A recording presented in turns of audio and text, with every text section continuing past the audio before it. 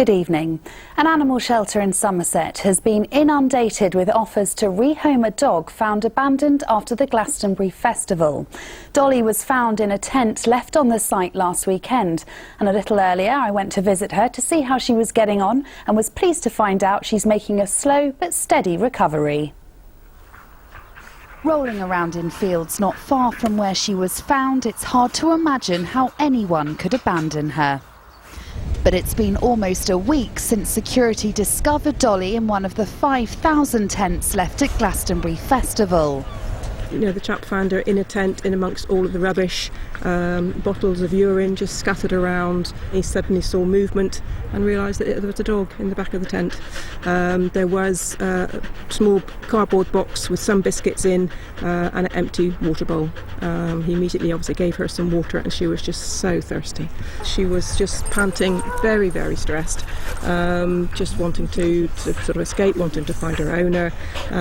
Bless her, she was just in quite a state. So certainly the first 2 nights she didn't get an awful lot of sleep. The 7-year-old lurcher's being treated for an ear and skin infection at this animal shelter near Shepton Mallet. The phone hasn't stopped ringing here since they set up a campaign online to rehome Dolly. What's your number? We have had absolutely numerous phone calls about Dolly on Facebook. It has gone viral and it's just been amazing. We're just so overwhelmed, and just it's really nice to see that people really care about the animals, because we get the good parts and the bad parts in this job. We see obviously the worst of human nature and the best when people kind of step up, and everybody's just been so kind. Named after Dolly Parton, who headlined at the festival, today Dolly the dog proved she can also sing. Yes, I know.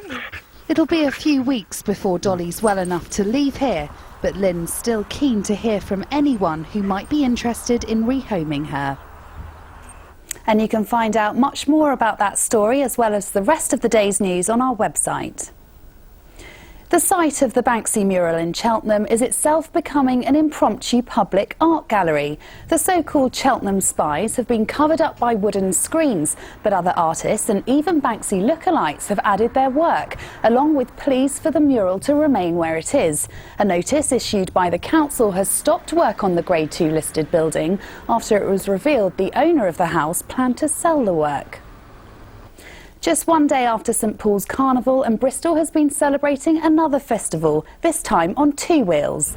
The City Cycle Festival kicked off earlier at Castle Park. The aim is to inspire people to get on their bikes, and Mayor George Ferguson was leading the way. Well, this is Carnivello, which is celebrating cycling, and as you can see, people are dressing up and having a bit of fun. So it's a carnival for cyclists, and it's part of all the cycling events that are going on as part of the Cycle Festival in Bristol over the next 10 days or so.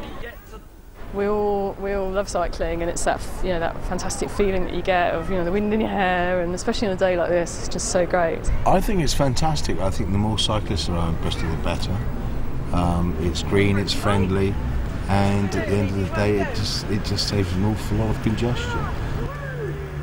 Next, and a painter from Bristol has become the artist-in-residence of the tiny island of Tresco in the Isles of Scilly.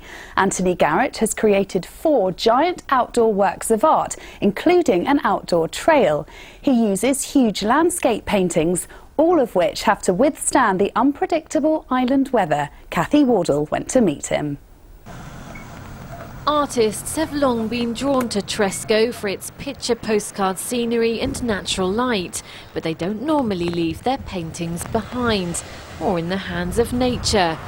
The vast 2.5-metre landscapes are the work of Bristol artist Anthony Garrett. Like all good ideas, he came up with his outdoor art project over a pint in the pub with friends. We decided that we'd never really seen paintings outdoors in their context. We'd seen a lot of sculpture outdoors, but not paintings, so we thought it might be nice to put paintings out in the landscape as part of the landscape and involve the viewer in the painting process. To have this new project here makes art even more accessible, because we have art outside of the normal confines where one would be looking for art within a gallery or a structured building. So it's great to have the opportunity for our guests to come tumble off the boats, walk along the road in front of the gallery, and suddenly here they are presented with these huge dynamic pieces of work. Anthony has spent 5 years as an artist in residence on Tresco, but this is the first time he's attempted to complete each painting in a day. The Apple Tree Bay painting, we got rained on in the morning. I wasn't able to start painting till midday, so I had a 3-hour weather window, which enabled me to sort of communicate that through the painting, hopefully, and that's what people will be able to see. The 4 paintings will stay on the island of Tresco all summer. Anthony has plans for more ambitious outdoor art across the southwest, but next time they'll be attached to buoys floating in the sea. Kathy Wardle, ITV News, Tresco. On to sport, and Froome's Jenson Button equalled his best ever finish at the British Grand Prix, finishing 4th. The race had to be restarted after a huge crash on the first lap, and although Button got within 0.8 seconds of 3rd place, he missed out on a place on the podium. In snooker, Bristol's Judd Trump has won the Australian Open after beating home favourite Neil Robertson. It's Trump's 4th ranking title of his career. He won the best of 17 frames, 9-5, and takes home the majority of the $500,000 prize.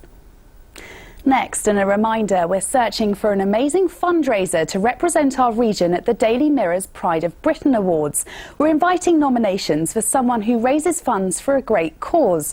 Our winner will be invited to attend the star-studded Pride of Britain Awards in London in October. They'll be hosted by Carol Vorderman, and Ian Axton has the details. You could be following in the footsteps of last year's West Country winner Anne Scarf. Anne, who's in her 80s, volunteers as a street pastor, works in a soup kitchen and helps run a lunch club for homeless people. She was nominated as a local hero and was honoured at last year's awards as Britain's best volunteer. So do you know a local fundraiser who deserves their efforts to be recognised at this year's awards?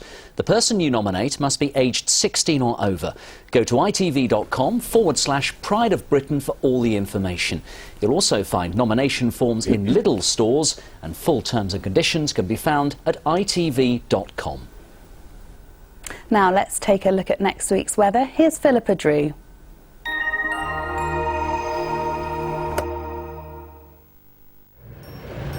ITV West Country weather, sponsored by BMI Regional Airlines and Bristol Airport.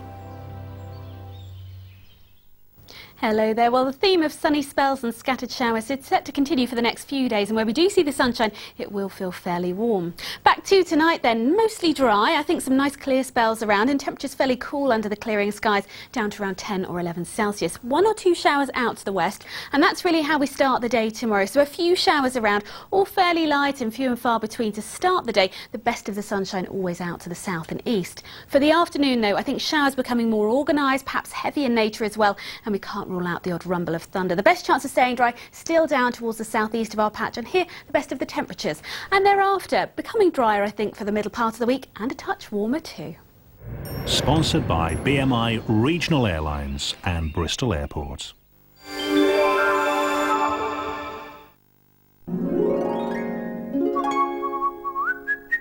The Pollen Count, sponsored by Checkatrade.com. Checkatrade.com.